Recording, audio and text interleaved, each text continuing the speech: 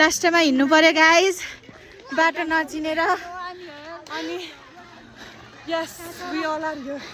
and the students are also walking.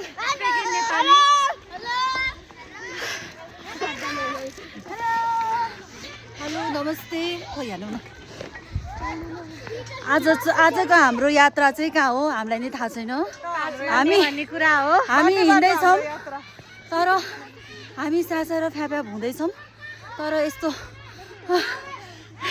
सास रोकी यहाँ अन्जना पनि चढियो माथि उकालो कहिले चढेको थिएन तर जे होस् आज चढियो। आजको दिन चाहिँ एकदमै स्मरणीय हुँदैछ भन्दै हाम्रो भ्लगलाई अगाडि प्रस्तुत गर्न जाँदैछु सरिना हमालको युट्युब च्यानलबाट। लाइक कमेन्ट र सब्सक्राइब गरिदिनु होला।